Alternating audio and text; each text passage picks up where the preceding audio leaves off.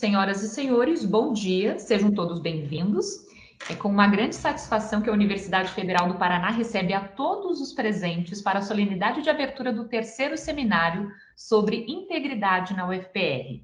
Compõe o dispositivo virtual desta solenidade o magnífico reitor da Universidade Federal do Paraná, professor Ricardo Marcelo Fonseca, o pró-reitor de Planejamento, Orçamento e Finanças da UFPR, professor Fernando Marinho Mesadri, o professor convidado Celso Luiz Ludwig e o professor convidado Marco Aurélio Seral Júnior.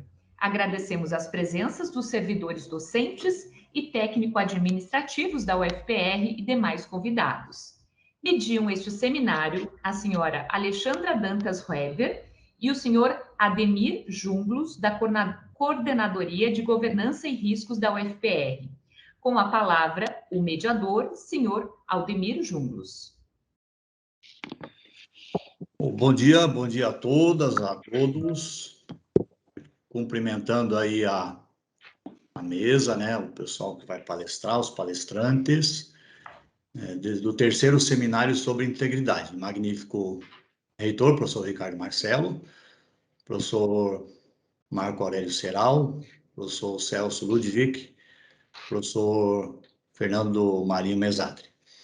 Cumprimentamos e agradecemos as equipes também que estão nos apoiando aqui, né? A Progep, a CDP, o CAP, a GETIC, o gabinete, a equipe CGR, a Comissão de Ética Cerimonial, por todo esse apoio que tem dado para a gente aqui, tecnológico e demais auxílios para a estruturação desse evento. Nesse momento, então, convidamos o professor Mesadri para fazer uma contextualização do evento. Professor Mesadri, a palavra é sua, então. Bom dia a todos e todas. Bom dia, magnífico reitor, Ricardo Marcelo Fonseca, Celso, professor Alexandra, né, e demais participantes desse evento. Inicialmente, eu gostaria de parabenizar a todos e todas, né, pela conquista, né, o 7º prêmio concurso sobre ética pública, né, da Comissão Especial da Ética do Palácio do Planalto, né, a Universidade Federal do Paraná teve a satisfação de ficar em primeiro lugar nesse concurso, né, então parabéns, Junglos, toda a equipe, os envolvidos, né, a universidade, a professora Silvana Carboneira e todos os demais envolvidos, né, o Progep e demais entidades da universidade. Né, gostaria de comentar, né, que esse é o nosso terceiro evento, né, sobre integridade, né, eventos que são de fundamentais importância para o desenvolvimento desse grande projeto que nós temos, né, projeto de integridade, né? Então, primeiro foi programa de integridade, primeiro evento sobre integridade, conflitos de interesse, né? E esse terceiro, a construção do Código de Ética da Universidade Federal do Paraná. Esse foi, sem dúvida nenhuma, um desafio, Ricardo, que primeiro relator, né, Ricardo, da cidade, né? Isso ficou algum tempo para ser aprovado. No final do ano passado, ou no ano passado, aprovamos esse Código de Ética da Universidade. Isso muito grande, e isso impactou também, não só na gestão como um todo, a importância desta ação para o desenvolvimento da gestão, né? Mas também impactou, né, dentro dos índices do IGG, né? Geral, governança do TCU, né? São ações que nós estamos desenvolvendo com bastante intensidade, né? Ações que nesse plano, nesse programa, né, de integridade, que fala sobre o fluxo do nepotismo, conflito de interesse, o fluxo de canal de denúncia, de planejamento da comissão de ética, do processo da diretoria disciplinar, dos riscos de integridade, né? Então, enfim, são inúmeras ações que nós estamos desenvolvendo paralelamente. O terceiro seminário, né, de tão importante debate que nós estamos tendo agora, né? Com a CGR e a gestão, o professor Ricardo, né, o esforço todo que a gente está desenvolvendo, né, o esforço todo do professor Ricardo e do professor Gracela no desenvolvimento do conjunto dessas ações. Somos, né, integrantes desse processo, mas sem o apoio incondicional dado pela reitoria, isso nós não conseguiríamos chegar, né, no estágio que estamos hoje, né, esse avanço, né, e aqui também do IGG, o quanto nós avançamos. Passamos de uma marca de mais de 100, nós, quando entramos em 2016, em 17, estávamos em 100º, 20º lugar, aproximadamente. Hoje encontramos dentro do IGG em 16º lugar das universidades. Então, isso nós já grande e continuar avançando. Então, quero desejar a vocês, professor Ricardo, professor Seral, Celso, né, um bom evento para todas e todas aqui. Obrigado, Jungos. Obrigado, professor Mesadri. Obrigado também pelo apoio de sempre, né, que tem nos dado aí na Proplan, na universidade, para a gente tocar essas atividades aí que são muito importantes para a nossa instituição.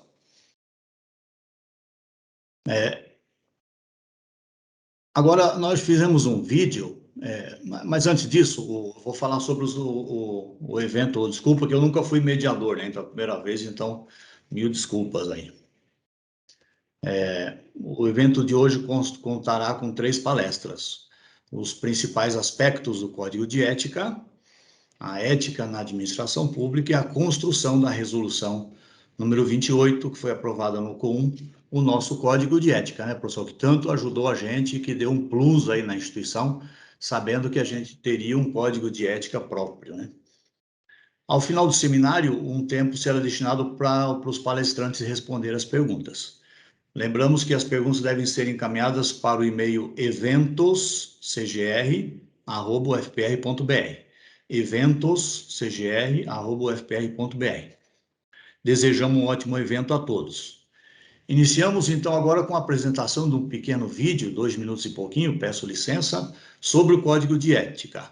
Esse vídeo integra o nosso projeto chamado Vivenciando Ética, que a gente fez em parceria com a SUCOM e com a Comissão de Ética, que foi premiado nacionalmente agora essa semana, né? Então, Alice, se você pudesse pôr no ponto aí por favor. Está compartilhada a tela? Está compartilhado, pode tocar. Beleza.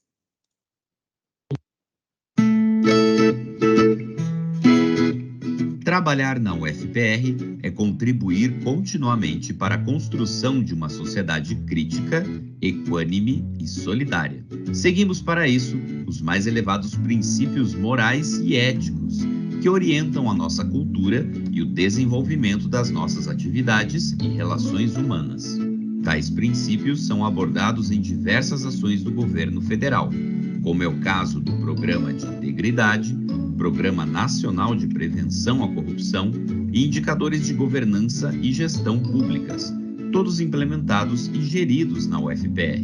Quem trabalha na UFPR, desde gestores, servidores, colaboradores ou parceiros, deve seguir todas as orientações que estão presentes no Código de Ética aprovado pelo nosso Conselho Superior.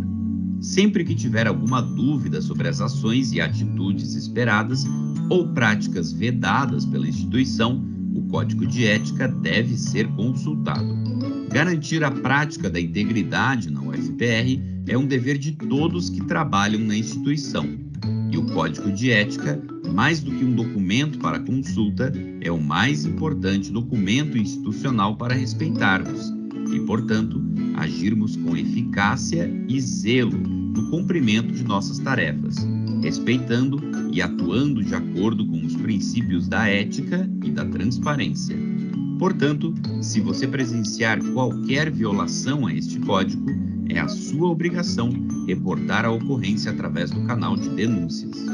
Todas as interações dos agentes públicos devem ser realizadas em defesa dos interesses institucionais e documentadas, evitando situações de conflito de interesses. Lembrem-se, todos devem ser tratados com respeito e dignidade, e em hipótese nenhuma é aceitável ocorrências que possam configurar intimidação, ameaça, coerção, desrespeito, preconceito, abuso ou assédio. Não são permitidas práticas percebidas como vantagens indevidas, como doação ou aceitação de presentes dado por pessoa, empresa ou entidade que tenha interesse em decisão da UFPR. Quando você for divulgar informações da UFPR que não sejam públicas, consulte a sua chefia. Você só pode divulgar informações da universidade com prévia autorização. Ah, e tem mais uma coisa. O seu comprometimento pode ser formalizado após a leitura do Código de Ética da UFPR, assinando um termo de compromisso. E vamos lá, uma universidade íntegra é feita por agentes públicos éticos.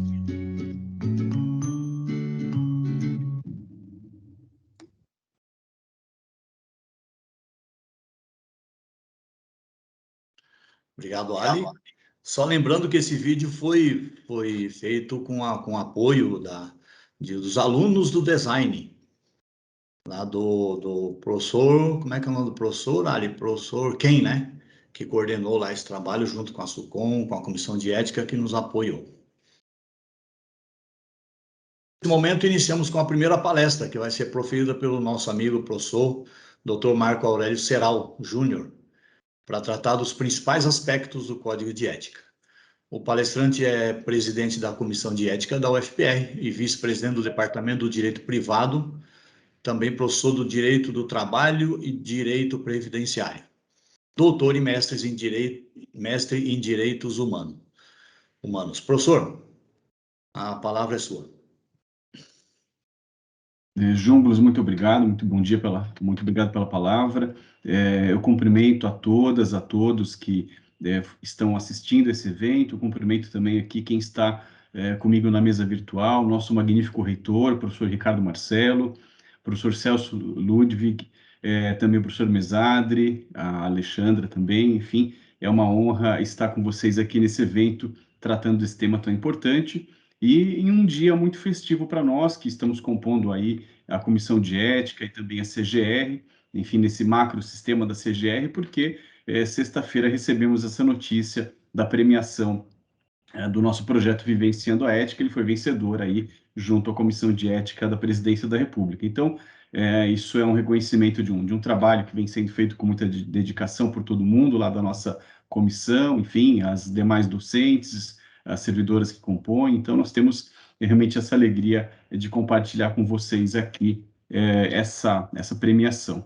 E eu vou falar, pessoal, a respeito dos principais pontos do Código de Ética. Não vou, enfim, lê-los aqui, obviamente, né? A gente tem acesso a isso de um modo muito tranquilo no nosso sistema de dados, mas eu vou trazer para vocês aqui alguns primeiros elementos, pessoal. Então, essa é a ideia da apresentação, né? Enfim, uma pincelada, enfim, sobre algumas diretrizes gerais, e ele está muito tranquilo aí para consulta, enfim, de todos vocês. Então, o Código de Ética ele foi aprovado pela Resolução 28 de 2019 do CONUN, tendo como relator nosso magnífico reitor, o professor Ricardo Marcelo. Eu costumo dizer, né, enfim, que ele adota um modelo normativo, vamos dizer assim. O que eu quero dizer com isso, pessoal? A gente poderia ter aqui um curso de doutorado com o professor Celso durante um ano inteiro, 2 anos, enfim. O conceito de ética, obviamente, ele é muito amplo, né? Ele tem aí um cunho moral, um cunho filosófico imenso, né? E certamente não caberia, enfim, a gente discutir isso aqui ou se pautar por esse prisma. Então, nós estamos dentro da administração pública, ainda que estejamos aí na universidade. Então, a gente adota um parâmetro normativo, né? O código, ele descreve condutas, ele coloca deveres, coloca proibições. Então, é nessa perspectiva que nós temos aqui o Código de Ética da Universidade Federal do Paraná. A gente não se pauta por definir o que é ética, um conceito universal de ética, um conceito filosófico ou moral de ética. A gente tem aqui algo muito mais concreto, algo muito mais direcionado que são condutas descritas, né? Daí a ideia do modelo normativo, então deveres, proibições, princípios, enfim, situações descritas para pessoas, para órgãos, enfim, essa é a ideia que a gente tem, aqui em linhas gerais no Código de Ética da Universidade. E também há uma certa sobreposição, uma certa proximidade, enfim, há certas semelhanças também com o regime disciplinar. Então, também é importante que nós registremos isso. Algumas condutas são próximas aí, são semelhantes a questões que estão ali, enfim, voltadas ao regime disciplinar. Então, a gente tem, às vezes, uma duplicidade, a gente tem aí perspectivas próximas, mas aqui o papel da Comissão de Ética, ele é voltado a isso, né, a infrações éticas, enfim, a pensar na ética e não a questão disciplinar propriamente dita. Então, vamos lá, né? Algumas primeiras abordagens aqui, pessoal. O que eu chamo de público-alvo, né? O artigo 2º do Código, ele diz aqui que são considerados servidores da UFPR para fins de observação desse Código, os servidores ativos e inativos, enfim, tanto aqui docentes como técnicos, enfim, e os agentes públicos que prestem serviço à universidade. É importante que a gente lembre, pessoal, que nós temos servidores, né, enfim, que compõem os cargos efetivos da universidade, mas também temos aí, enfim, professores substitutos, enfim, que não são servidores ocupantes de cargo efetivo, mas ainda assim estão sujeitos às normas do Código. Isso é uma vivência natural da universidade, enfim, eu mesmo já fui professor substituto, é uma situação que corriqueiramente os departamentos têm. Além disso, há uma série de situações de outros agentes que compõem ou que trabalham para a universidade.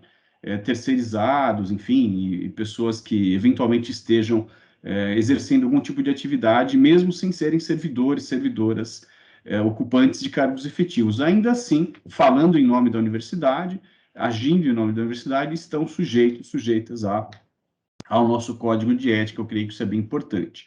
Nesse sentido, eu destaco aqui o artigo 8º do Código, enfim, que ele fala dos membros externos que participem de bancas e processos seletivos, né? Nesse momento, claro que não são pessoas que compõem universidades, são de universidades externas, mas nesse momento eles acabam aqui se sujeitando às nossas normas do Código de Ética. Então, isso é bem interessante e é importante que a gente tenha isso em mente. Aqui, a respeito de princípios, né, nós temos no artigo 1º alguns princípios que norteiam a atuação ética da UFPR. Então, o presente código ele se destina a nortear o desenvolvimento das atividades e das relações humanas entre os servidores da Universidade Federal do Paraná, tendo como princípios o respeito à pessoa, ao bem público, à consciência cidadã, à autonomia universitária e adesão aos objetivos maiores da universidade. Nesse aspecto aqui, pessoal, eu gostaria de trazer para vocês a ideia de que nós temos trabalhado na Comissão de Ética a perspectiva ética e as disposições do Código dentro da perspectiva da autonomia universitária. Então, embora a UFPR seja um órgão que compõe a administração pública direta, enfim, o Executivo Federal, mas nós estamos em uma perspectiva diferente, né, de uma universidade que tem autonomia, que tem o ensino, pesquisa e extensão. Então, nós temos características particulares. Enfim, a ideia da ética na Receita Federal, por exemplo, vai ter uma outra dinâmica, certamente. Enfim, nós sempre temos trazido a preocupação, as discussões, o exame do Código de Ética dentro do que é a autonomia universitária, enfim, na ideia do ensino, da pesquisa e da extensão. Enfim, então, sempre temos tido esse tipo de trabalho. Essa é uma questão bem importante. Então, vamos seguindo aqui, pessoal. Nós temos aqui uma série de princípios, eu não vou ficar lendo para vocês, enfim, só para assim, pontuar, né? Nós temos aqui a ideia de isenção em relação ao posicionamento partidário religioso, respeito à diversidade cultural, preservação do bem público, posturas éticas no trabalho, liberdade de expressão, respeito recíproco, coerência, enfim, respeito ao direito de uso compartilhado dos espaços comuns. A gente tem uma série de temas importantes, enfim, transparência, assiduidade, eficácia, diligência, zelo, a organização do local de trabalho, respeito à diversidade sexual, de gênero, ético, racial, linguística, religiosa, enfim, nós temos uma série de situações muito importantes aqui contempladas no Código de Ética. Aí, na sequência, o Código de Ética ele começa a trabalhar com deveres e vedações, que é uma dinâmica, enfim, que a legislação usa sempre, né? Deveres e vedações. Então, é dever do servidor observar as normas desse código, é o primeiro inciso do artigo 4. Ou seja, o respeito ao Código de Ética e as normas todas que ele contém não é algo facultativo, é algo obrigatório a todas as servidoras, todos os servidores.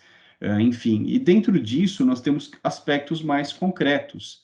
O bom conceito da profissão, zelar e defender a dignidade da profissão, a transparência e o respeito ao cidadão, corrigir atos e procedimentos que estejam incompatíveis com as normas desse código, melhorar continuamente os procedimentos, os conhecimentos do servidor, da servidora, a ideia de colaboração com os colegas e o público em geral, enfim, muitas situações aqui, né? Mais algumas outras que eu mostro para vocês.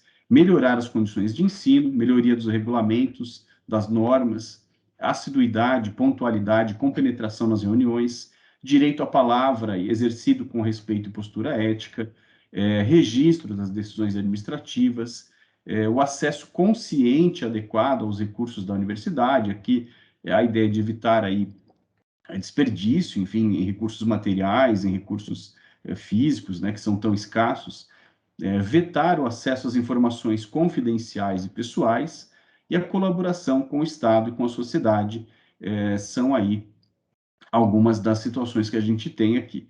Respeito à diversidade sexual, princípio da igualdade de gênero e igualdade étnico-racial, são temas novos, temas contemporâneos e já estão aqui devidamente registrados no Código de Ética, primar pela erradicação de qualquer forma de preconceito, aí, seja decorrente de orientação sexual, identidade de gênero, de origem étnico-racial e contra pessoas com deficiência. Então, nós temos aqui temas bem contemporâneos já inseridos no Código de Ética, isso é muito bacana.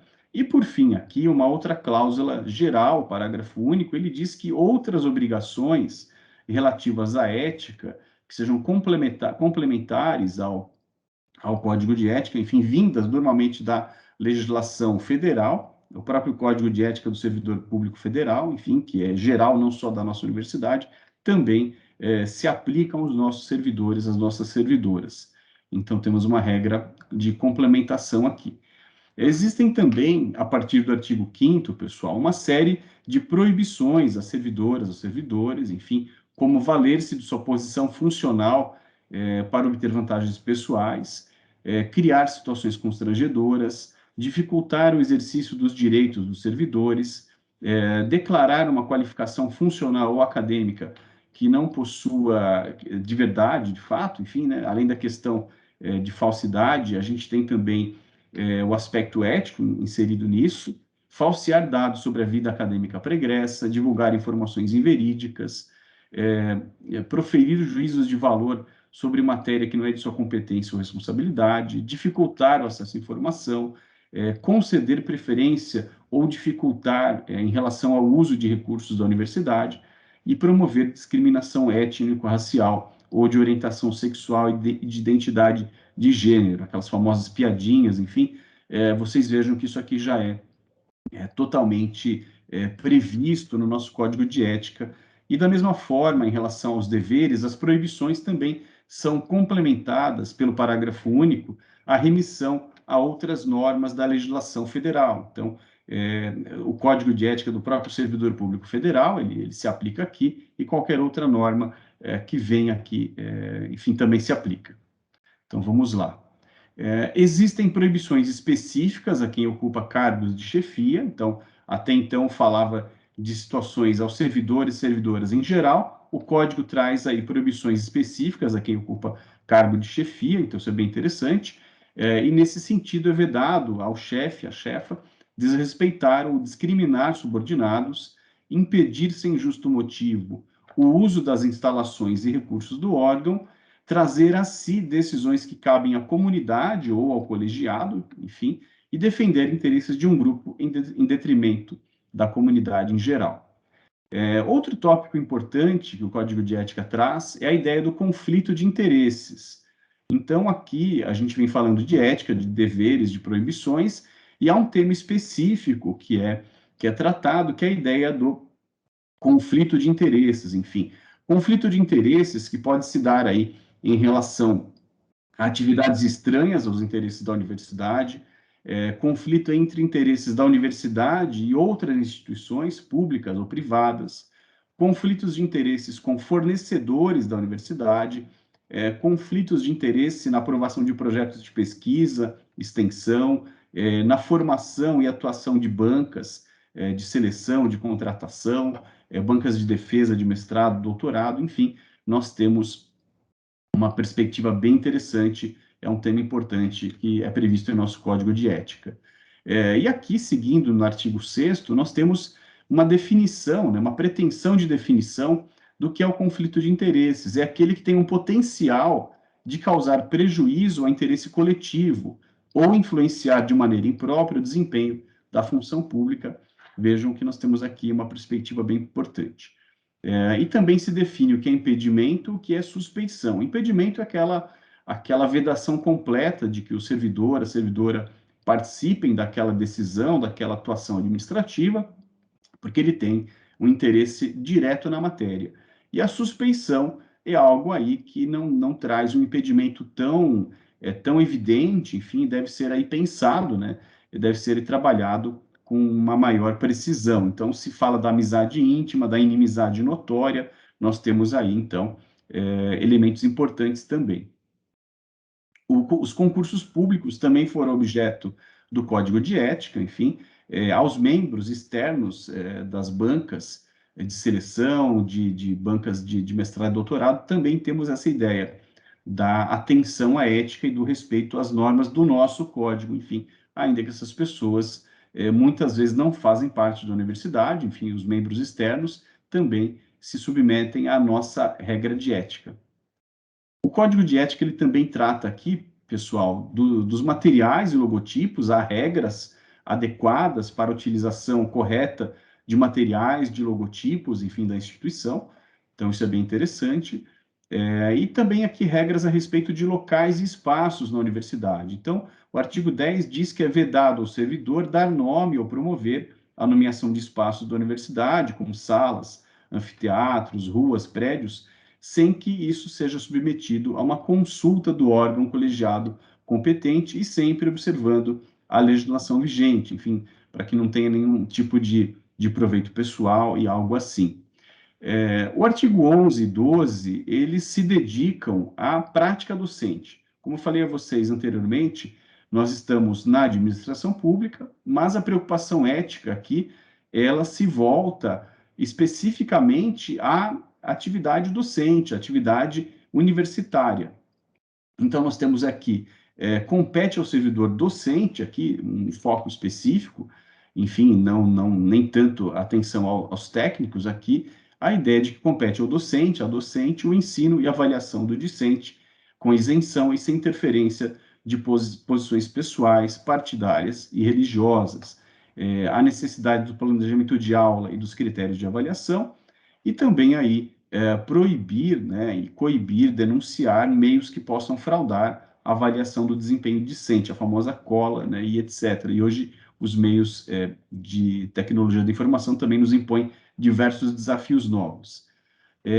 O artigo 12 diz que ao servidor docente é vedado valer-se de sua posição para cometer ações que gerem a intimidação, constrangimento aos discentes, e o inciso 2 diz que é proibido incentivar o uso de material didático que configure uma vantagem pessoal ao discente, enfim, consumo de materiais próprios. Então, esse é um ponto também importante.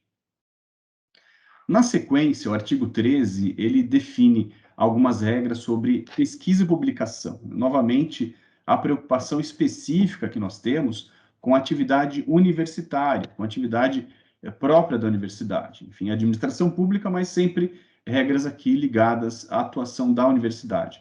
Então, preocupação a respeito dos métodos utilizados, os objetivos do projeto serem cientificamente válidos, a preocupação com a pseudociência, objetivos da pesquisa, resultados públicos, condições para a realização do projeto, conclusões coerentes, enfim, dar crédito aos pesquisadores, colaboradores, laboratórios, departamentos e outros órgãos, e também a preocupação com recursos financeiros e tecnológicos.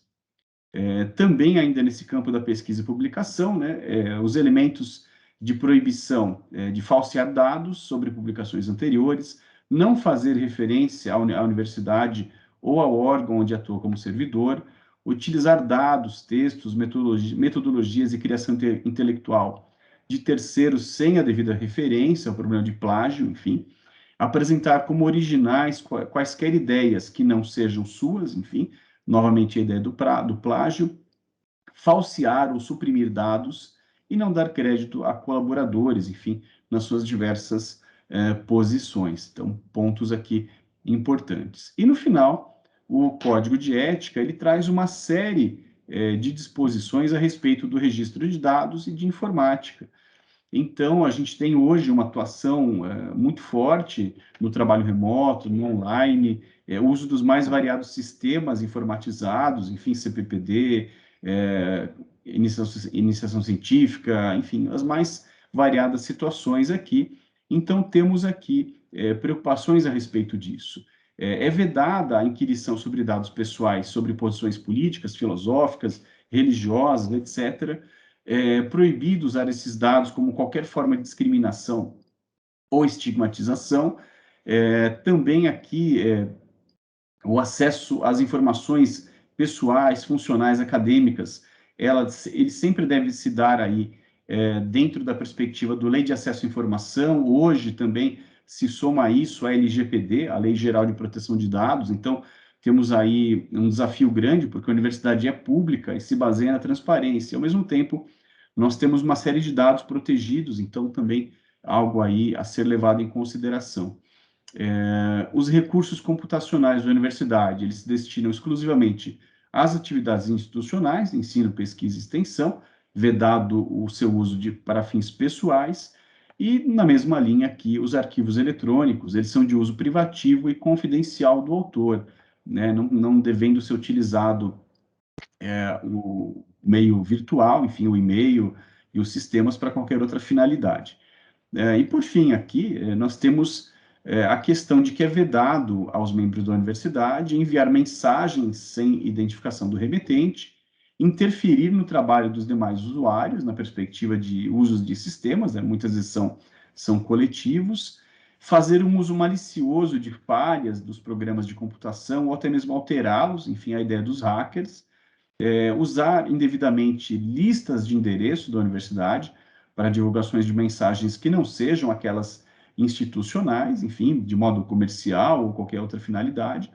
E, por fim, aqui, um problema também contemporâneo e já previsto no Código de Ética, que é a questão dos haters, né? Então, o inciso 5 aqui do artigo 20, ele fala do uso de meios eletrônicos mantidos pelo FPR para enviar ou sediar mensagens ou páginas ofensivas, preconceituosas ou de conteúdo ilícito. Essa ideia dos haters, enfim, que é uma preocupação atual, enfim, a gente tem observado isso na sociedade, e o nosso Código de Ética, ele proíbe isso, ele traz essa proibição.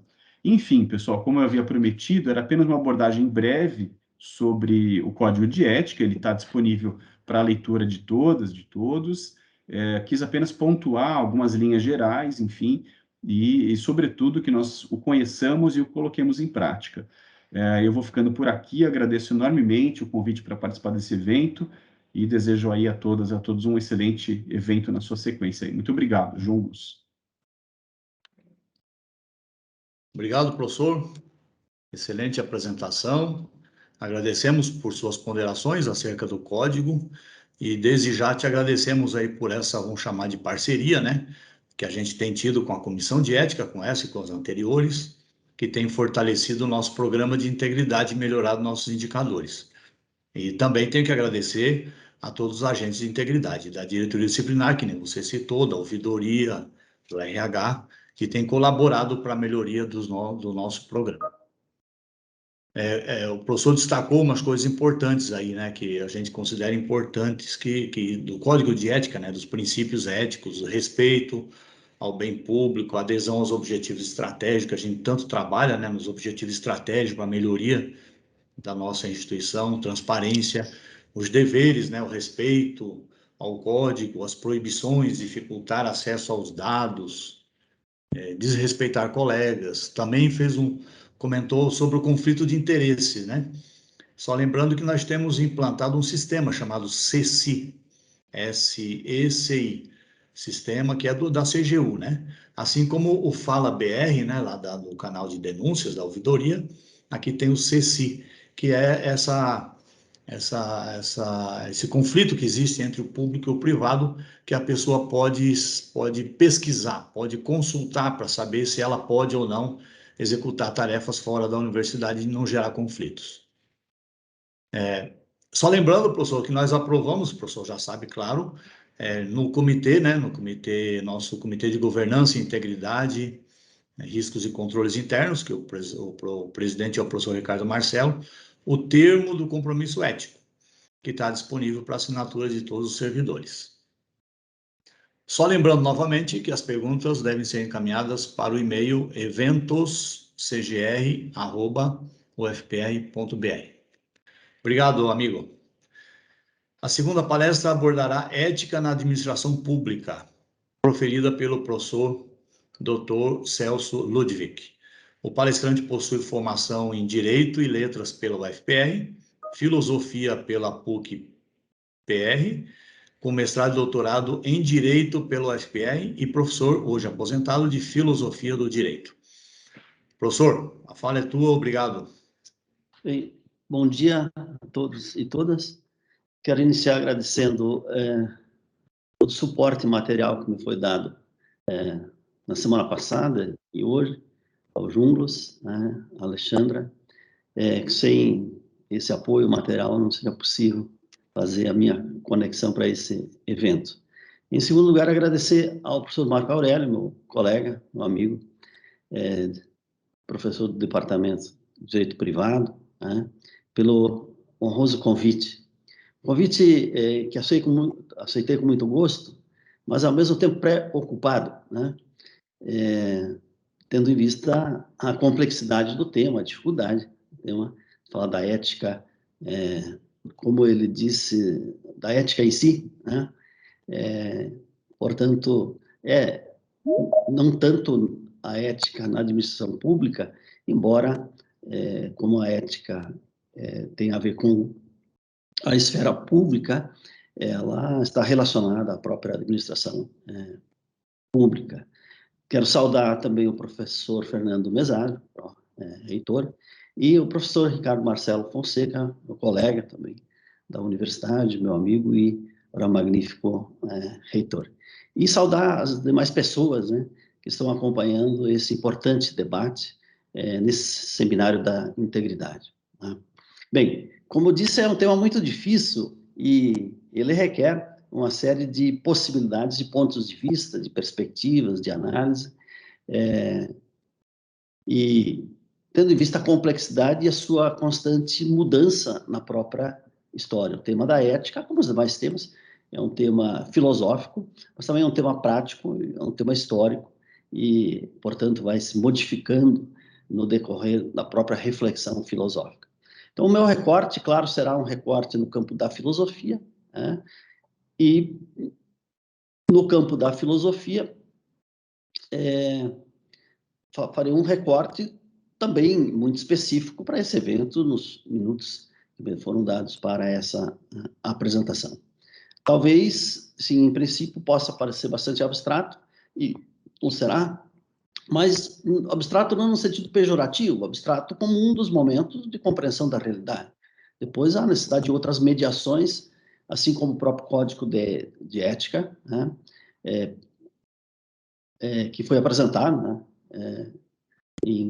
em síntese, pelo professor Marcos Serral, que é o presidente da comissão, e quero parabenizar a todos, pela elaboração desse trabalho e também pela premiação que foi anunciada e certamente merecida.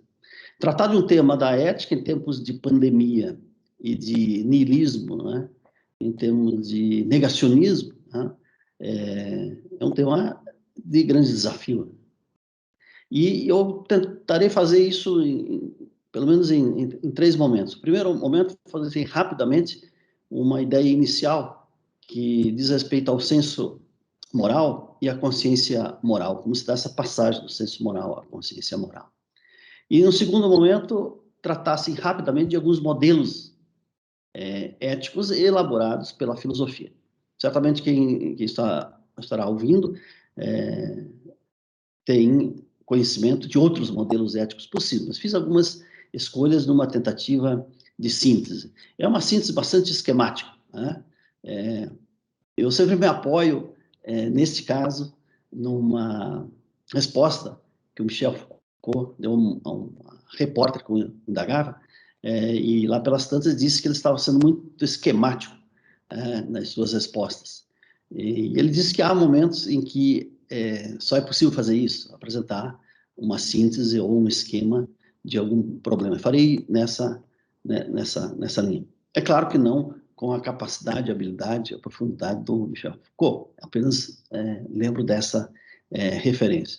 Dentro desses modelos éticos, vou falar assim rapidamente da ética das virtudes, como na apresentação pôde-se perceber, há muitos valores que estão pautados, que integram esse código de ética que está sendo apresentado, né, à comunidade universitária, principalmente.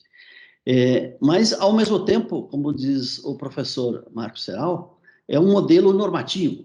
Portanto, trata-se de uma ética de normas que o código integra, né? O código dá uma faticidade a essas tantas regras, muitos deveres, né? Obrigações.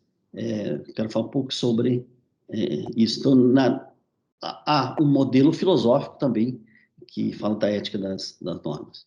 Enfim, nos tempos mais recentes, fala-se de uma ética do discurso, né? Ou seja, de que os conteúdos éticos, ou a normatividade que leva a um dever ser, deve ser estabelecida a partir de um processo discursivo. Por uma outra vez foi usado o termo pelo Jundos, pelo próprio Marco Aurélio, houve uma construção, certamente uma construção argumentativa em torno, uma construção que resultou de reflexões, uma construção que resultou de debates, né? E no qual argumentos racionais conduziram e estabeleceram determinados artigos específicos ou cláusulas do próprio código. E, por fim, uma rápida referência, ainda que seja no campo do discurso, mas não só no campo do discurso, de uma ética da alteridade. Pode ser também uma referência interessante para a realização, depois, de justiça ética no momento da aplicação do código. Como disse, o código também é um momento desse processo, né? Ele não é uma efetivação conclusiva de tudo, é um momento, é uma das mediações necessárias para se apreciar, para se avaliar a conduta de servidores, de nós, né, servidores da Universidade Federal do Paraná. E, por fim, algumas rápidas conclusões, se for o caso. Então, nesse horizonte, nesse contexto, é claro que o tempo é muito curto, em relação ao primeiro item, né, que é a passagem do senso moral à consciência moral, queria só destacar que nessa pandemia, o contexto da pandemia, o tipo de vivência que tivemos que adotar com o isolamento social e tantos outros cuidados, que são cuidados de si e cuidado dos outros, para usar expressões filosóficas que podem remeter a determinadas correntes ou pensadores, o cuidado de si, por exemplo, ou o cuidado do outro, Foucault, Levinas, e assim por diante, né? Mas, enfim, afloraram em nós certos sentimentos e ações humanas que são a expressão de um senso moral. Fomos capazes de nos indignar diante de certos acontecimentos, com tantas mortes no mundo, com tantas mortes na América Latina, com tantas mortes no mundo sul, com tantas mortes do Brasil, mais de 600 mil mortes no Brasil, ficamos indignados com o sofrimento, né?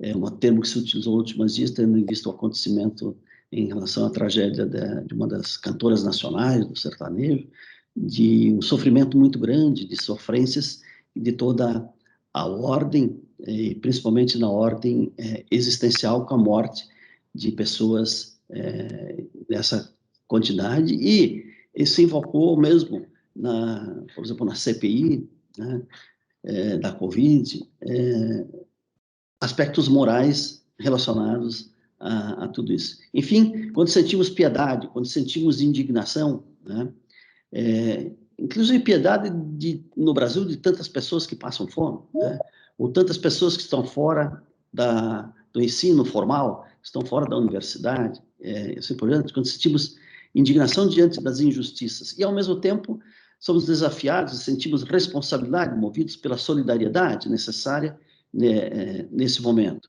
Ou até sentimos vergonha, ou remorso, ou culpa, culpas pessoais, né, ou remorsos pessoais diante do que deixamos de fazer, mas também uma espécie de vergonha alheia diante de autoridades públicas que não tomam o cuidado necessário para a delicadeza e complexidade fronteiriça deste momento.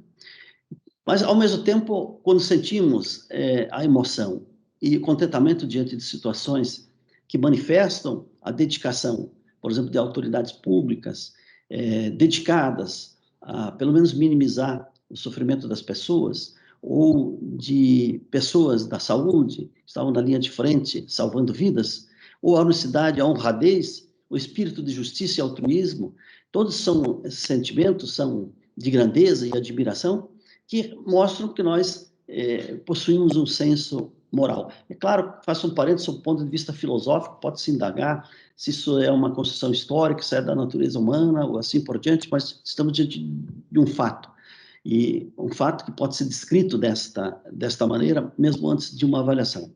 Ou quando sentimos o horror diante das chacinas, da violência e da falta de cuidados com aqueles que necessitam. Diante destas situações, nós temos que tomar decisões, né? E muitas vezes a decisão a ser tomada gera em nós dúvidas. Há uma exigência de uma decisão: devemos ajudar, não devemos ajudar, o que devemos fazer? E, ao mesmo tempo, uma justificação do que fazemos ou deixamos de fazer, e, ao mesmo tempo, tentar verificar as consequências ou efeitos da nossa conduta, seja ela individual ou seja ela coletiva, mas principalmente quando atuamos coletivamente. E essa situação que põe à prova a nossa consciência moral. Então, é dessa maneira que passamos, né, de um senso moral à consciência moral. E esta consciência moral, a partir dessa fenomenologia, né, refere-se a valores. E foram tantos os valores descritos, ou apresentados assim, rapidamente, pelo professor Marco Aurélio Serral, em sua exposição, que muitas vezes são vistos como deveres, como proibições, mas são apenas fronteiras que, para permitir o exercício de exercício de virtudes, né, sejam elas pessoais, de grupo, coletivos, como a comunidade universitária, ou departamentos, professores, alunos, servidores técnicos em seu dia a dia, portanto, um código de ética para o dia a dia, mas que tem por finalidade a busca da felicidade da própria comunidade. Portanto, é uma referência ética que, inevitavelmente, desemboca numa referência de uma convivência política. Então, valores de justiça, de honradez, de integridade, né, como é o seminário, de generosidade, ou sentimentos, porque também isso se desperta a partir da conduta ética da comunidade universitária, neste caso, de admiração, de contentamento, de amorosidade, né, no convívio diário entre professores, alunos, entre servidores, e assim por diante. Então, e nós sabemos que esses valores são valores que variam. Às vezes variam de grupo para grupo, de pessoa para pessoa. Mas todos esses valores mencionados, eu creio, referem-se a um valor mais profundo, ainda que muitas vezes subentendido, que é o valor do bem ou o desvalor do mal, o bom ou a bondade.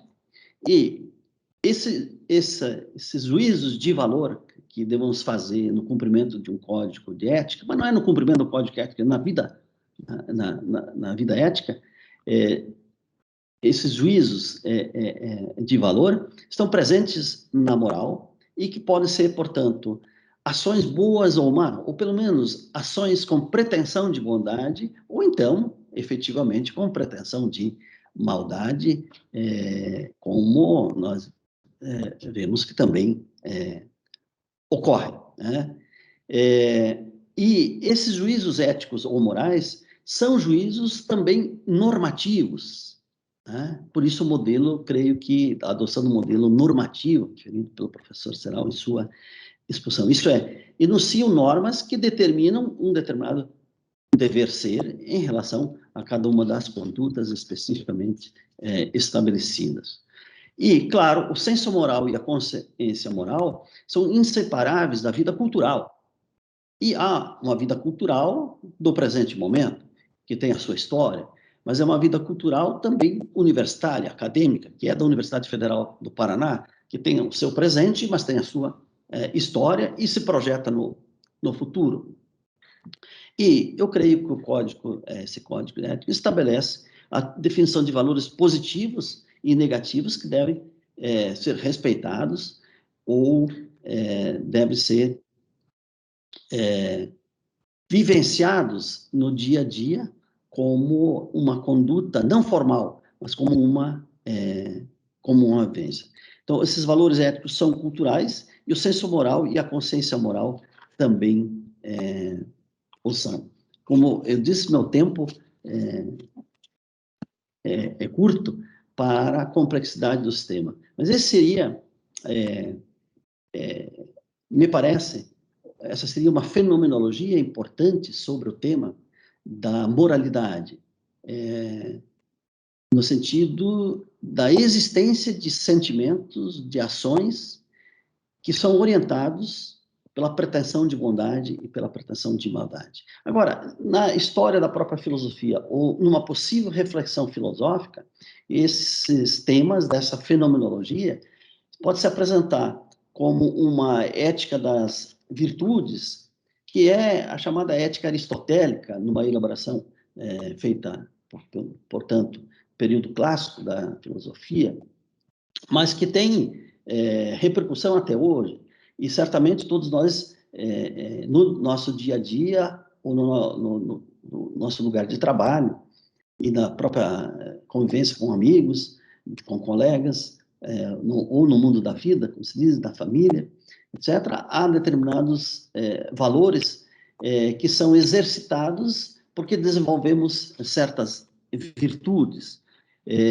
Então, o indivíduo que vive na polis tem como pretensão a felicidade, e a maneira de alcançar esta felicidade, segundo Aristóteles, um bem-estar, seria através do desenvolvimento das virtudes.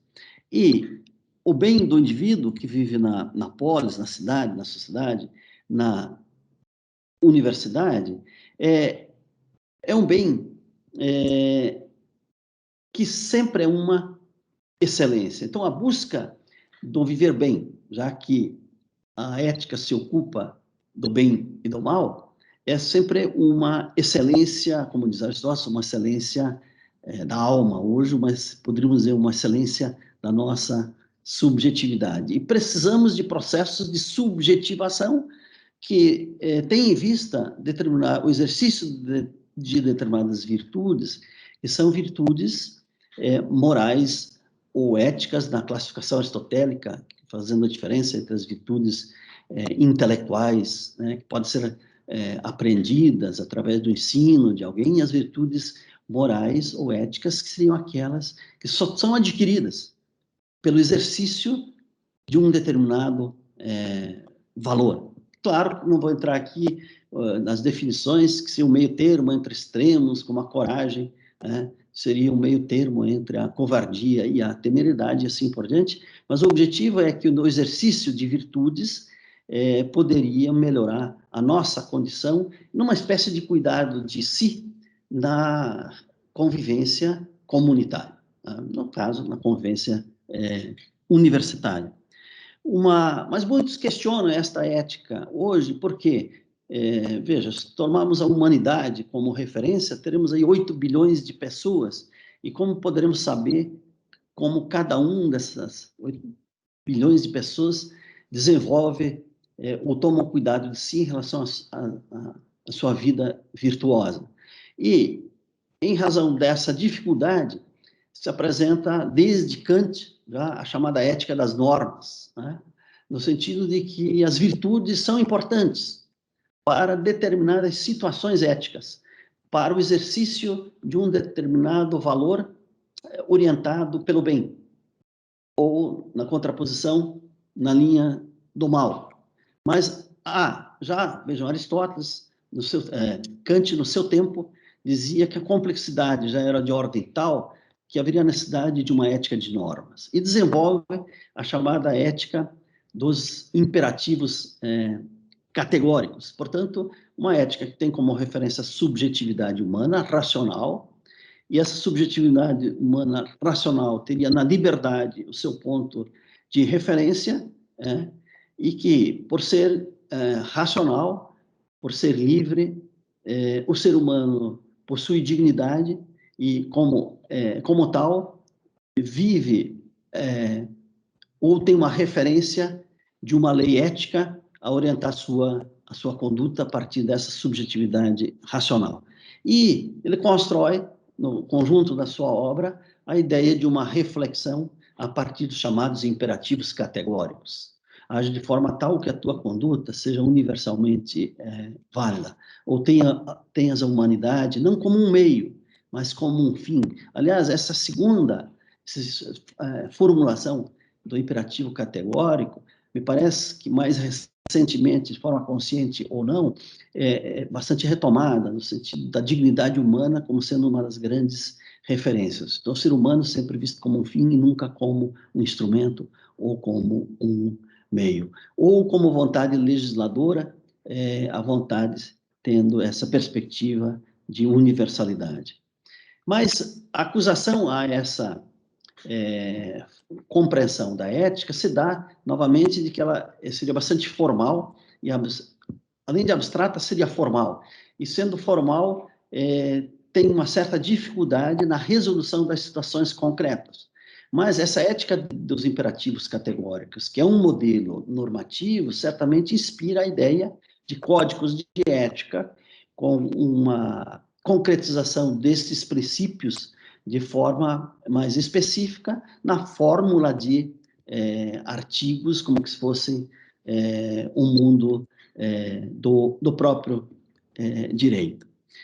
E, tendo em vista as mudanças culturais, né, tendo em vista as transformações da sociedade, tendo em vista a própria complexidade, esse modelo, tanto na filosofia em geral, como na questão ética, foi substituído por uma visão em que a linguagem passa a ser a referência fundamental. Um código de ética, ele ao mesmo tempo, um código que é vertido linguisticamente. Os parâmetros são a própria linguagem. A linguagem é ponto de partida e deve ser limite, deve ser fronteira dessas obrigações e desses valores que seriam protegidos pelo código de ética. E aí, essa compreensão de uma dimensão ética, a partir da chamada ética do discurso, que me parece ser muito importante, no sentido de que seus autores principais entendem que é na linguagem e não na subjetividade. E como a linguagem é intersubjetiva, seria na intersubjetividade que nós teríamos a referência originária ou a referência fundante para se pensar a necessidade de uma ética. O Carlo Otto Apel, por exemplo, fala do reconhecimento do outro como um igual falante, e com isso ele diz, nós já estamos reconhecendo o outro como um igual, uma dimensão que por si só já seria uma dimensão ética. E a linguagem só seria possível, principalmente a linguagem argumentativa, só seria possível com a ausência de violência, ou uma situação de não violência. E essas duas regras do discurso, não regras da subjetividade, mas regras da própria infraestrutura do discurso, já apresentariam uma dimensão ética que não pode ser não reconhecida, mesmo pelo cético ou pelo negacionista. Portanto, há uma situação ética. O Habermas avança na elaboração da construção dessa ética do discurso, no sentido da presença de algumas condições ou pretensões de validade, que seriam a inteligibilidade do discurso. Por exemplo, um código de ética deve ser inteligível em sua formulação, ou que se pode perceber o a sinceridade. Quando argumentamos, temos que ter a pretensão de sermos sinceros naquilo que pretendemos com a nossa fala, numa fala séria, num processo argumentativo sério. A pretensão de verdade, no sentido epistemológico, no sentido epistemático, porque não é aqui agora o caso, mas também a pretensão de justiça, no sentido de uma justiça procedimental, que pode ser observada a partir de critérios objetivos relacionados à própria linguagem, ao tempo da linguagem, aos termos da linguagem, às pretensões que você tem com a linguagem. Isso poderia ser, de algum modo, medido porque mais de uma dimensão mais objetiva e externa do que uma subjetividade intencional. E, nesse sentido, a ética seria o resultado de determinados consensos que deveriam ser alcançados e positivados de alguma forma. Ou, na esfera jurídica, o sistema de direito está positivar algumas das pretensões ou valores éticos. Ou, neste caso, no próprio Código de Ética, como resultado de um consenso objetivo. Eu já me estendi excessivamente, mas vou para o último modelo apresentado, que também me parece interessante nessa nossa convivência universitária, guiada por um código de ética, que seria a ética da alteridade. De inspiração no Levinas, Martin Buber, Levinas, Martin Buber, a relação eu-tu, que estabelece uma intersubjetividade, a nossa relação primária, ou primeira, ou original, ou originária, não é de um eu, isso, mas a relação eu-tu, portanto, a relação que aponta para a existência da alteridade, a existência de um outro. E essa relação de primeira ou originária, na relação eu-tu, coloca esse tu como condição importante e inafastável para a própria possibilidade da existência deste eu. Portanto, uma relação intersubjetiva de alteridade. Então, no lugar do eu-isso, o eu-tu. Levinas aprofunda essa questão, nos mostrando, eu tinha separado alguns trechos do Levinas, mas o tempo não vai me permitir fazer a citação. Levinas aponta que essa relação eu-tu não é uma relação que, na sua mais imediata anterioridade, está regida por uma ontologia, por um ser, aquilo que nós já somos, nem pelo conhecimento, que é algo tão caro a nós na universidade, mas pela sensibilidade. Então, uma ética da sensibilidade. O outro se apresenta como fonte originária dessa intersubjetividade, que só pode ser captada se desenvolvermos a sensibilidade humana para a quem? Ou seja, antes da própria cognição humana. E essa intersubjetividade, portanto, pode ser um guia para ver o outro, e este outro, na linguagem do Levinas, inspirando-se em Dostoiévski, fala-se dos 200 anos do nascimento de Dostoiévski, nesses dias nos jornais, em que mostra que a relação entre o eu e o outro é sempre de assimetria. O outro sempre está numa condição de maior elevação em relação ao eu. E por isso somos de uma ética da sensibilidade que leva a uma ética da responsabilidade, e uma ética da responsabilidade que é uma ética da alteridade, no sentido que somos responsáveis pelo outro antes dos seus próprios atos, ainda que seja um ato que fira um código. Nós somos responsáveis, claro, quem fere o código de ética é responsável pela sua conduta, mas todos nós somos responsáveis por essa alteridade que tomou esta conduta. É uma posição ética fortíssima, nesse sentido, que temos até dificuldade de aceitar, porque estaríamos respondendo pelos atos dos outros, e não, embora não diretamente, mas respondendo pelo outro, pela existência do outro na condição ou em seu modo de existência. E, por fim, essa ideia é tomada pela filosofia latino-americana de Henrique Dussek, que propõe uma ética da alteridade a partir de dimensões antropológicas.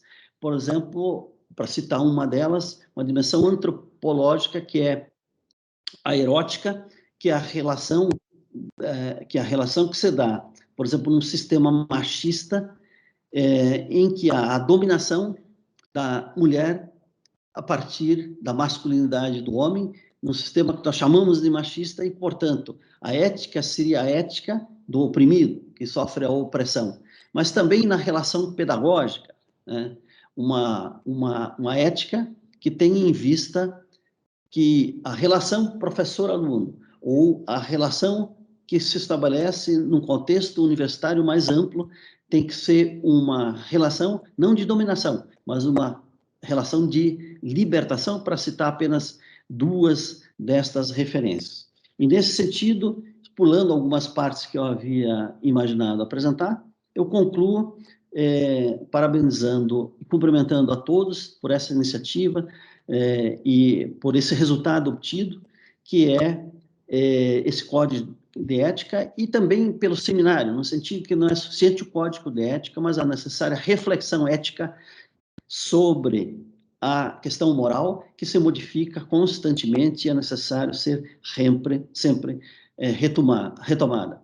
E que a ética das virtudes nos ajuda no cuidado de si, e as éticas das normas é muito importante porque coloca a questão da ética na esfera pública, na esfera da administração pública, e, nesse caso específico, na esfera da administração universitária, no caso da Universidade Federal do Paraná, com o objetivo de pensarmos a ética no sentido privado, mas também a ética pública, a ética na esfera pública. Então, agradeço a atenção de todos, agradeço o convite e peço perdão aí por ter ultrapassado o tempo e talvez deixar também de enveredar para determinados caminhos que a própria reflexão possibilita. Então, muito obrigado a todos e a todas. Muito obrigado por essa aula, né, que nos deu aqui. Não sabemos, eu, por exemplo, que não sou da área, né, adorei essa discussão que o professor levantou aqui, que precisaria mais um seminário, todo um seminário para falar sobre isso, né, professor Ricardo? Quer dizer, precisaria de alguns anos, né, para a gente digerir isso, mas eu gostei muito dessa fala, principalmente quando relaciona com a felicidade, né? Aqui, puxando um pouquinho para a governança, a gente fala assim, gestão de processos. Porra, bacana, vamos lá desenhar o processo de trabalho, cuidar, né, integrar. Gestão de riscos. Vamos olhar ali o risco, né, vamos defender a sua área, para que não tenha risco, para que a imagem da instituição não esteja ferida. A gestão de projetos, a gestão mas a gente nunca lembra da gestão da felicidade, né? Acho que o professor levantou muito bem isso daí, e parabéns, professor, obrigado. Agora, então, a gente vai passar a terceira palestra para o professor Ricardo Marcelo. Só deixa eu...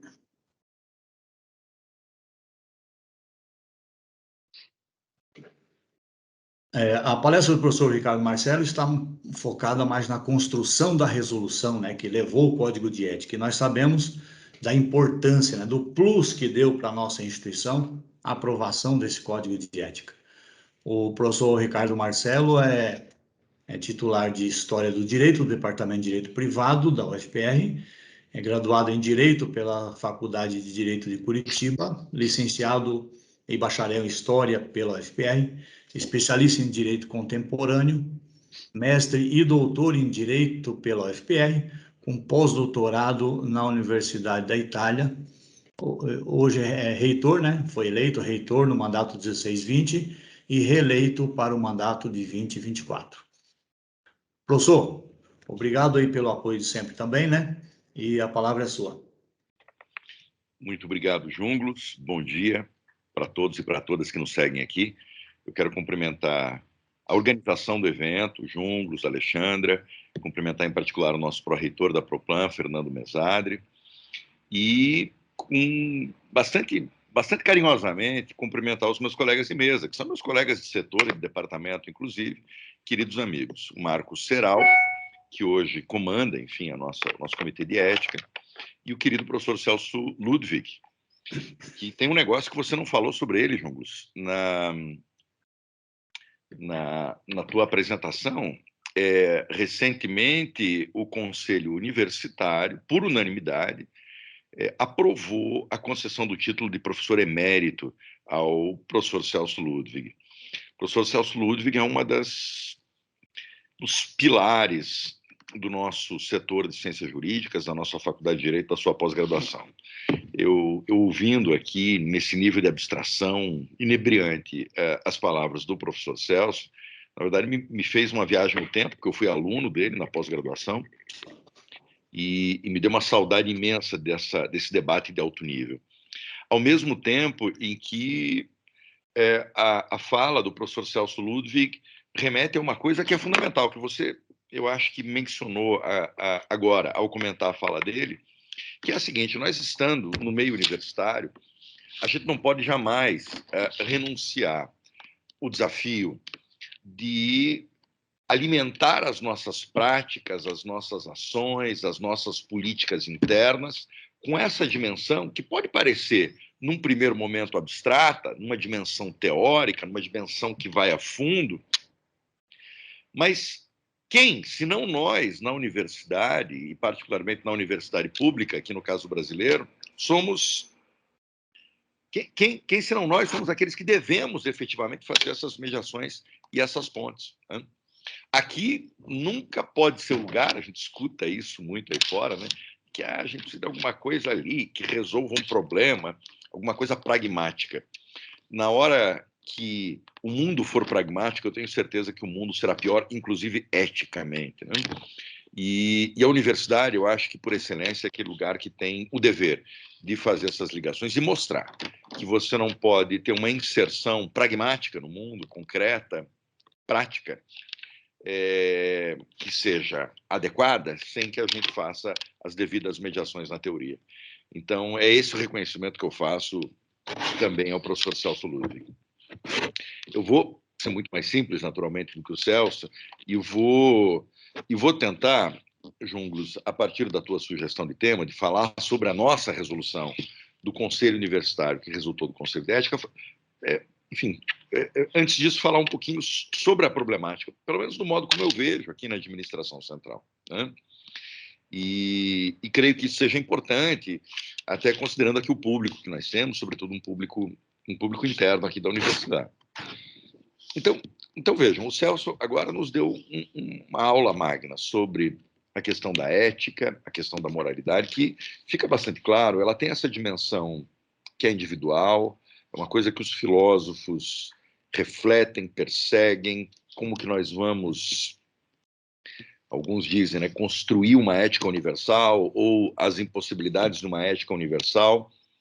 Esse é um tema filosófico que vem desde os gregos, mas me permitam separar essa reflexão, que é uma reflexão tão profunda e importante, daquilo que nós chamamos aqui de construção de uma ética pública. Naturalmente, são temas que se comunicam, mas aqui eu faço essa diferenciação porque eu queria me concentrar um pouco mais nisso, de como nós, enquanto Universidade Federal do Paraná, temos esses desafios de sempre construir e incrementar aquilo que nós chamamos de uma ética pública. Vejam, a questão da ética na administração, ela não é abstrata, ela está, inclusive, prevista na Constituição. Quando a Constituição veio a ser promulgada em 1988, ela inseriu uma coisa que não tinha nas constituições anteriores, que foi lá no caput do artigo 37 dizer que a administração deve se reger também pelo princípio da moralidade, não só a impessoalidade, publicidade, etc., mas também da moralidade. Ao longo desse período da nossa República pós-Constituição de 1988, muitos passos foram dados, alguns passos em falso, mas muitos passos foram dados, no sentido de que edificássemos uma estrutura sólida para a nossa ética pública. E ela, eu acho, permanece sendo uma meta importante para todos nós, sobretudo para nós que estamos dentro da administração pública e mais ainda para nós que somos gestores. Eu quero dizer o seguinte, né? Ao falar de moralidade pública ou ética pública, eu até, aí como vício de historiador que tem, eu acho que nós temos que, antes de tudo, fazer uma ressalva. Não confundir isso com moralismo administrativo ou moralismo público. Eu falo como historiador que isso já aconteceu muitas vezes, né? Seja na história do Brasil ou seja fora. O moralismo administrativo, né, de repente aqueles que entabulam vozes, que eles são os limpinhos absolutos do ponto de vista ético e buscam construir políticas baseadas nessa pureza contra todos os outros que seriam os impuros. Isso que eu chamo de moralismo administrativo é alguma coisa que já se repetiu demais na nossa história. E eu pego, enfim, dois exemplos, né? O exemplo da campanha do Juscelino Kubitschek, do Jânio Quadros, né? Em 1960, que era um político meio outsider, mas que baseou toda a sua campanha na ideia de varrer, né, a falta de pureza da política, né? Para aqueles que são mais antigos, né, vão talvez lembrar que a música, o jingle da campanha do Jânio Quadros era varre, varre, vassourinha, né? Quer dizer, era para varrer toda a sujeira, toda a corrupção. Nessa época da política brasileira, tinha um partido, a UDN, né, que tinha um grande personagem nessa época, e todos eles depois foram eles próprios varridos pela ditadura militar, que apareceu alguns anos depois. E esse grande personagem, que foi governador do estado da Guanabara, quando existia, era o Carlos Lacerda. Procurem no YouTube as falas do Carlos Lacerda. Ele era um retórico notável, tinha um discurso, assim, dos mais afiados, sobretudo na sua época, e tinha como característica central isso, né? Um moralismo absoluto. Isso fez com que ele, inclusive, apoiasse, por exemplo, o golpe militar de 1964, porque ele achava que isso era um meio de varrer as impurezas do Brasil. E depois o próprio golpe o exilou e, na verdade, o acabou jogando ele para fora da política brasileira, né? Então, assim, a gente tem que se vacinar, isso que eu quero dizer, contra essas formas de moralismo público. É diferente de ética pública. E para trazer isso um pouco mais perto da gente, pessoal, vamos reconhecer que as próprias universidades públicas têm sido objeto desse moralismo público, no mau sentido, né?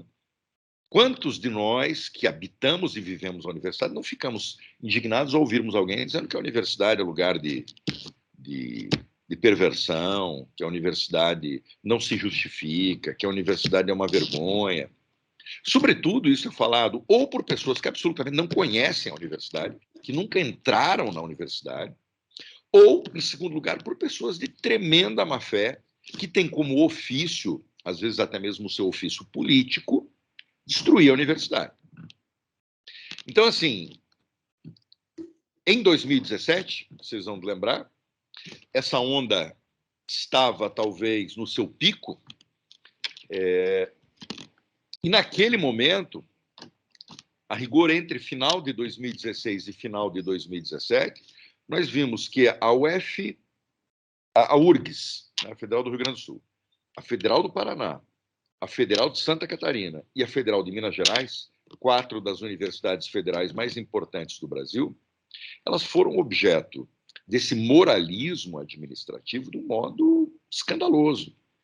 Eram as tais operações policiais, fases de operações policiais que sempre eram midiáticas, que sempre eram acompanhadas de um estardalhaço nos jornais e na televisão. Era interessante que, quando chegava a Polícia Federal, a imprensa já tinha sido avisada e estava junto. E assim, gente, né, eu não vou entrar um pouquinho mais na reflexão contextual sobre isso, mas claramente isso satisfazia uma perversão interna que acontece de tempos em tempos na nossa história, que é a de ser o justiceiro da moralidade pública. Porque falar assim da moralidade pública significa o meu dinheiro. O nosso país, que tanto gosta inclusive de sonegar impostos, né? Mas, porque eu falo isso porque, via de regra, o mais moralista é também o sonegador. Essas coisas nunca falham, né? E naquele momento essa perversão se voltou contra nós na própria universidade. Então, assim, eu falo isso só para diferenciar as coisas. Moralismo administrativo, moralismo público é uma praga na administração e na política. Ética pública, construção de um sistema administrativo com maior integridade e transparência, ao contrário, esse é um objetivo fundamental que nós temos que caminhar sempre, né? E isso é necessário a gente separar. E dou mais um passo. Eu falo que a construção de uma ética pública, não na administração em geral, mas em particular nas universidades públicas, ela se reveste de uma particular relevância. Aqui, a gente tem que ser modelo, gente. Eu não paro de dizer isso. A gente tem que ser modelo.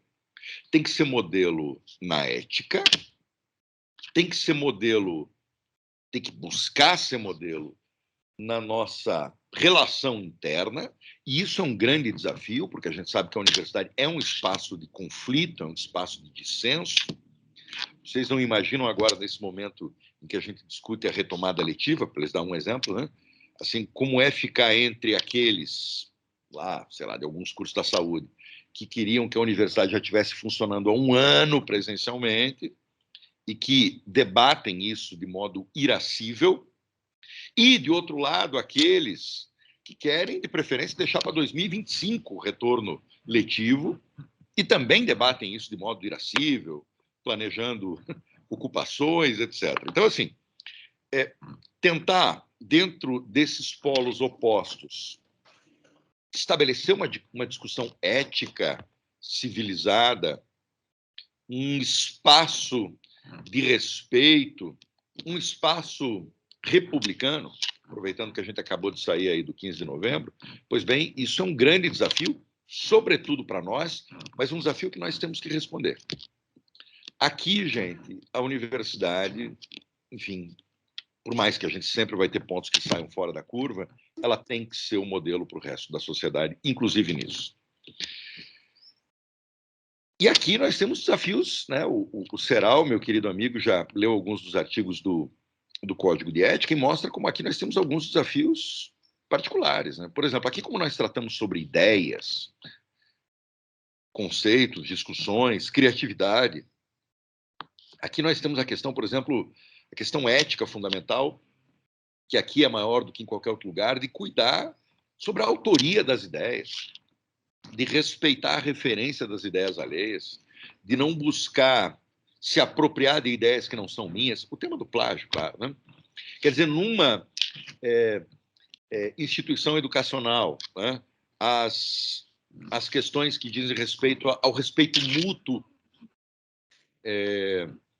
que nós temos que ter nos ambientes de trabalho, o problema do assédio, são desafios que nós temos que, enfim, trabalhar com particular eficácia, porque eu não vou me cansar de dizer que a universidade tem que ser um modelo da sociedade, e isso é uma das nossas funções. Pois bem, João Blues, uma vez dito isso, aí eu começo a falar agora de como foi essa novela do nosso Código de Ética, né? Que foi uma novela que, circunstancialmente, eu participei em todas as etapas, né? E na época que eu não era reitor ainda. Eu era conselheiro do Conselho Universitário, eu era diretor de setor, lá do meu setor. E eu, lá pelas tantas, agora eu nem lembro quem que estava na relatoria, eu me lembro que era o professor Alexandre Knezebeck, o presidente da Comissão de Ética, e eu pedi vistas do processo, quando foi apresentado, porque a nossa primeira versão do Código de Ética, ele era um pouquinho uma cópia, sobretudo do decreto 1171 de 1994, né, que é o Código de Ética do Servidor Público Federal, que assim, gente, tinha alguns pontos ali que eu achava claramente defasados, né? Então, por exemplo, tinha coisa ali que falava que era um problema ético do servidor se ele não viesse adequadamente trajado na universidade, né? Quer dizer, eu acho que isso dentro da universidade fica complicado.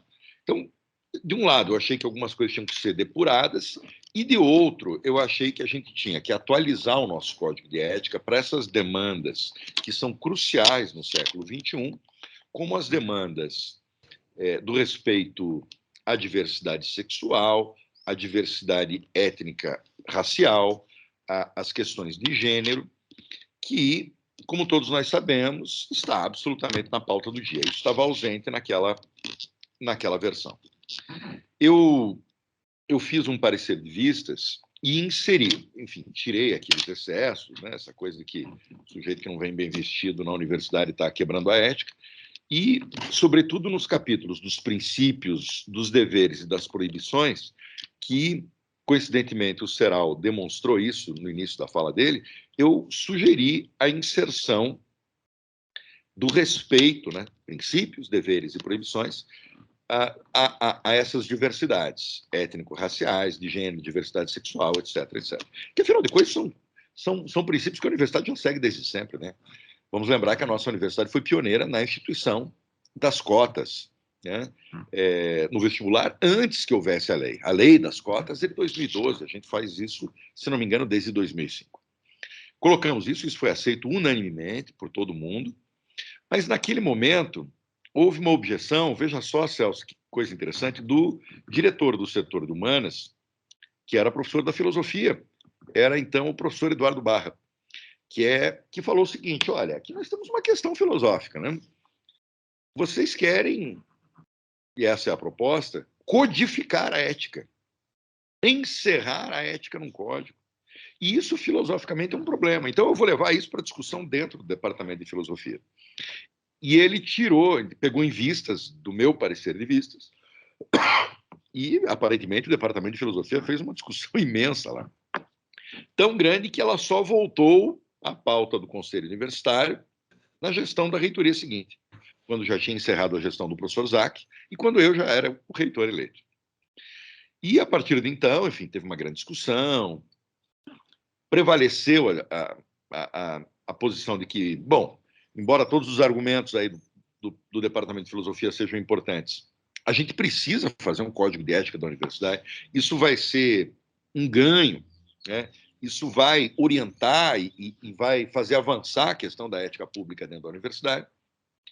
E uma vez superada essa questão, né, que era uma questão prévia, né, teremos ou não teremos um código de ética, aí a gente começou uma discussão, gente, que foi intensíssima dos próprios dispositivos do código. Eu não me lembro, nem como reitor e nem como conselheiro, e eu fui 8 anos conselheiro antes de ser reitor, um tema que tem ocupado tantas sessões do nosso conselho universitário. Foram várias sessões. A gente andava um pouco, suspendia, retomava. E me lembro particularmente de uma discussão que aconteceu lá em Palotina, né? Lá talvez tenha sido a sessão do Conselho Universitário feita em Palotina que a gente mais avançou. Foi uma sessão temática, claro, prévia à pandemia, né? A maioria dos conselheiros foi até lá naquela época, fizemos uma sessão lá e avançamos muito. Na época, o diretor de Palotina queria que o Código de Ética da UFS se denominasse o Código Palotino, inclusive por conta disso, mas a gente acabou usando uma série de outras sessões.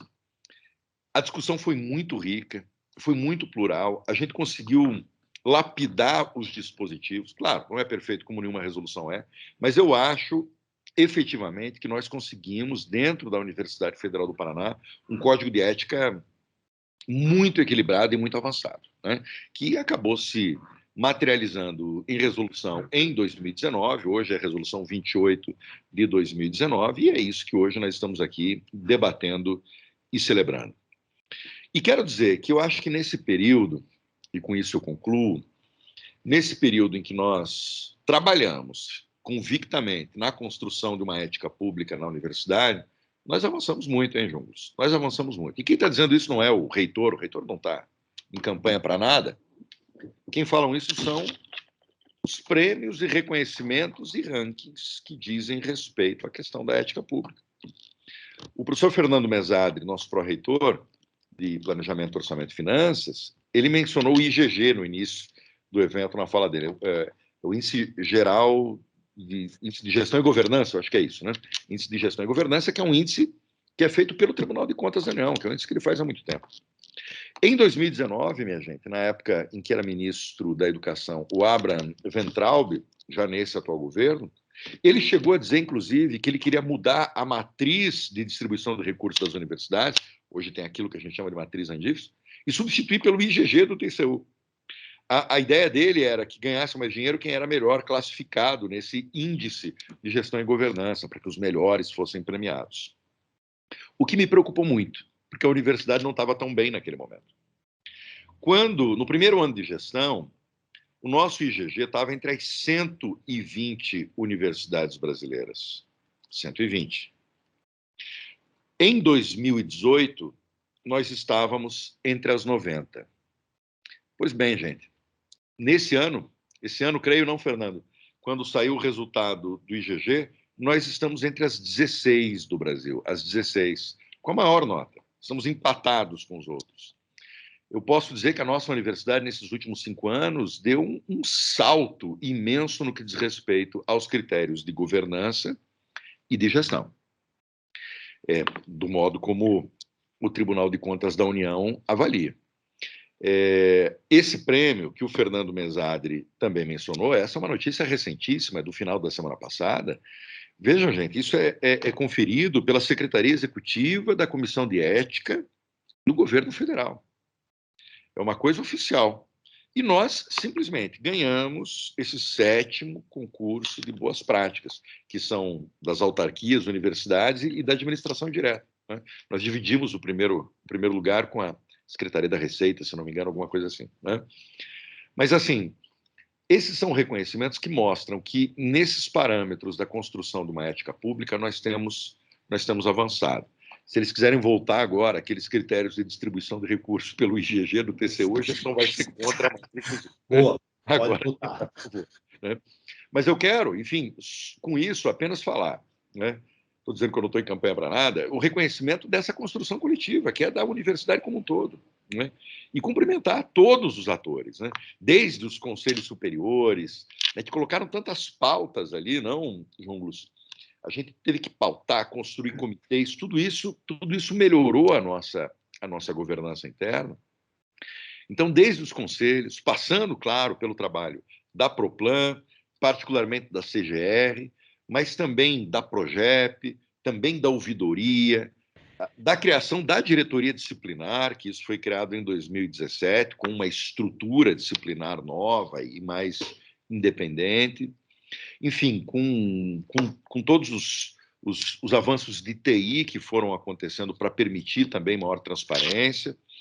E, claro, pela própria atitude de gestores nas suas unidades respectivas e da nossa comunidade, de servidores técnicos, professores e estudantes, que fez com que a universidade hoje tivesse esse reconhecimento. Mas isso, gente, eu não falo para que a gente se acomode, porque eu acho que isso é um processo, né? É um processo que nós temos que nunca estarmos acomodados, né? E que nós temos que continuar caminhando. Ainda tem muito a ser feito, né? E seguramente ainda muito será feito, mas não seria adequado eu não fazer desde logo esse grande reconhecimento a todos na universidade que estão contribuindo para esse grande progresso na construção da nossa ética pública. É isso. Muito obrigado a todos e todas. Muito obrigado, professor.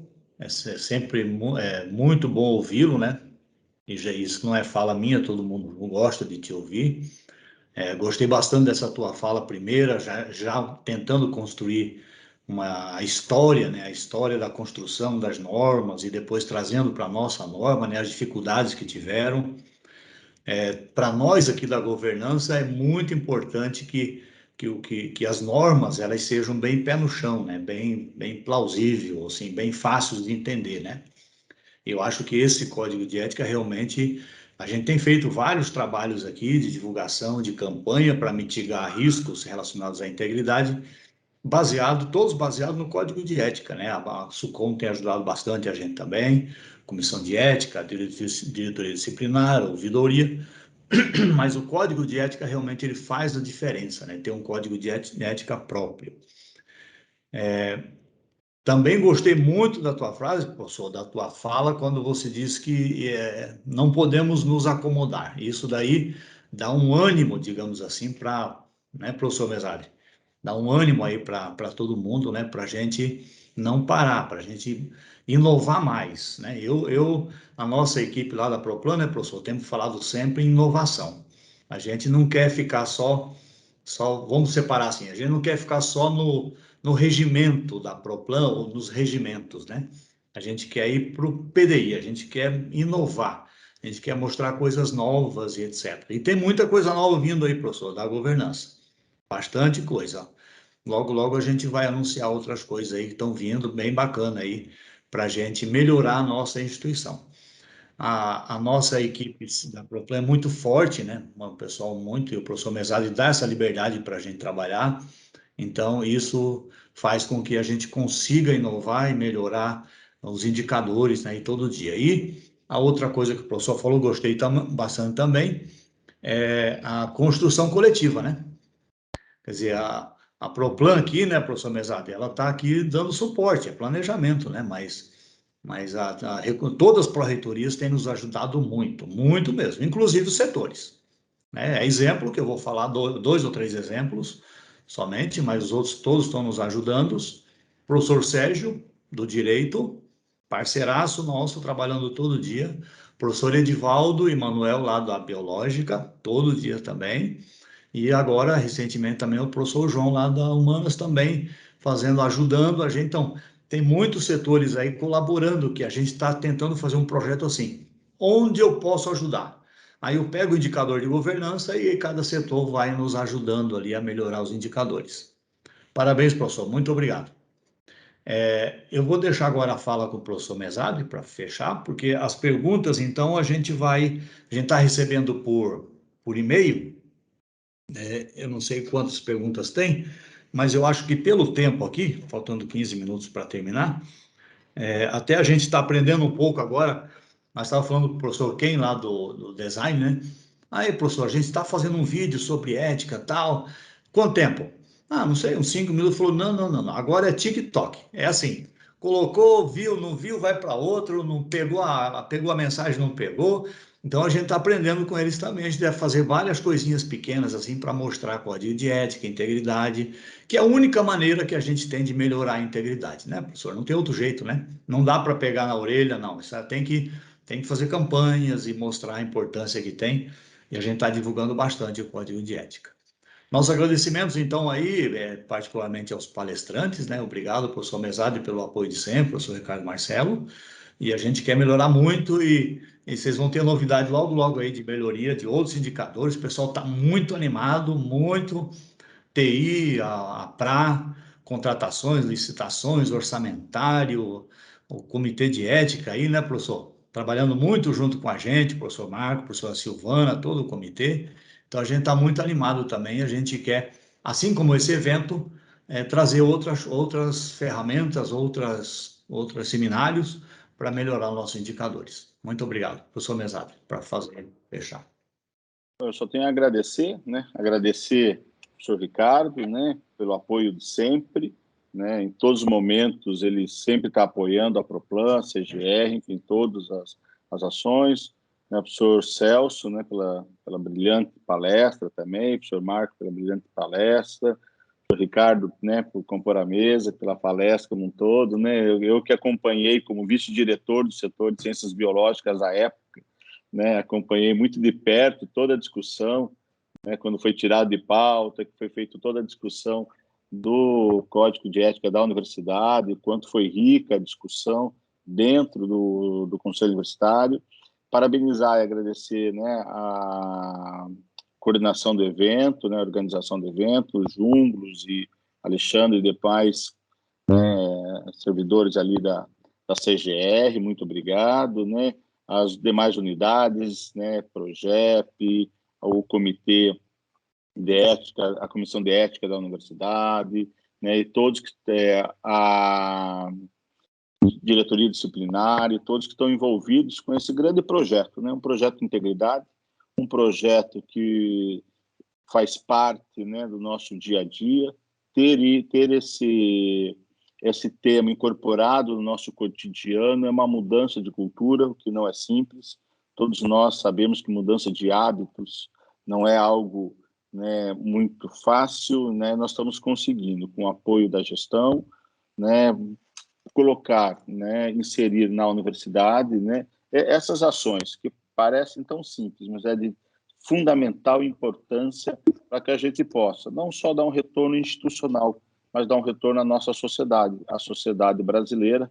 Eu sempre falo isso, né, como um elemento, como um grande exemplo para as demais instituições. Se a universidade não for o polo central, né, Sr. Ricardo, como centro da busca do conhecimento, de exemplo, né, das boas práticas como um todo, né, quem será? Então, a universidade, acho que é o papel dela a fazer essas ações, colocar essas ações em prática, né? Nós estamos conseguindo, de uma maneira bastante sólida, né, colocar essas ações mais teóricas no cotidiano, nas ações práticas do nosso dia a dia. Então, agradeço a todas e todas pelo evento, né, por esse terceiro evento sobre integridade que nós estamos desenvolvendo. Isso também faz parte, né, desse contexto como um todo. Obrigado, Ricardo, né, professor Celso, Marcos, Junglos e toda a equipe.